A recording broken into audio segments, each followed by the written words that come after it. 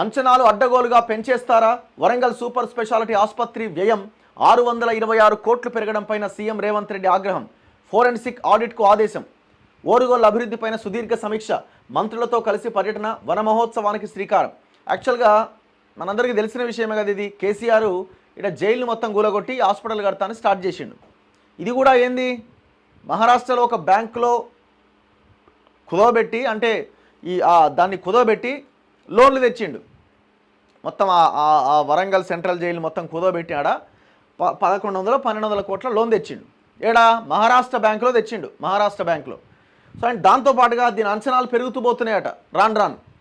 వరంగల్లో నిర్మిస్తున్న 24 అంతస్తుల సూపర్ స్పెషాలిటీ ఆసుపత్రి నిర్మాణ అంచనా వ్యయాన్ని అడ్డగోలుగా ఎందుకు పెంచారని మౌఖిక ఆదేశాలతో ఏకంగా 626 కోట్లు అదనంగా ఎలా ఖర్చు పెట్టారని ముఖ్యమంత్రి రేవంత్ రెడ్డి అధికారులపైన ఆగ్రహం వ్యక్తం చేశారు.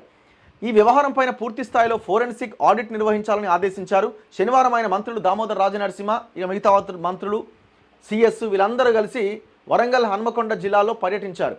సీఎం మొదట హైదరాబాద్ నుంచి హెలికాప్టర్లో వరంగల్ జిల్లా గీసుకొండ, సంగెం మండలాల పరిధిలో నిర్మిస్తున్న కాకతీయ మెగా జౌలి పార్కు చేరుకున్నారు.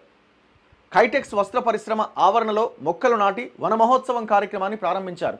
అనంతరం నిర్మాణంలో ఉన్న సూపర్ స్పెషాలిటీ ఆసుపత్రికి వెళ్ళి పరిశీలించారు. సో ఇది అంచనా వ్యయ అన్నట్టు 626 కోట్లు పెంచిరట. మొత్తం తిన్నుడు మింగుడే కదా. సో ఇప్పుడు గవర్నమెంట్ దాన్ని విచారణకు ఆదేశించిందట. దయచేసి దీన్ని త్వరగా కంప్లీట్ చేయండి.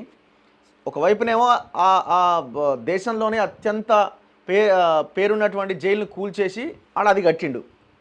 మరి ఆయన కారణాలు ఏందో, ఏం ఊహించిండో, ఏమనుకున్నాడో కట్టడానికి ప్రయత్నం చేసిండో దాన్ని ఆగిపోయింది. దాని పేరుతోని 1000 కోట్ల పైన లోన్ తెచ్చిండు. మరి పైసలు వచ్చినాయి, అన్నీ వచ్చిన తర్వాత కూడా ఇంకా ఇది కంప్లీట్ చేయలే. సో ఇప్పటికైనా వరంగల్ ఆ చుట్టుపక్కల ప్రాంతాలకి అద్భుతంగా ఉపయోగపడేలా ఈ సూపర్ స్పెషాలిటీ ఆసుపత్రి నిర్మాణం చేయండి.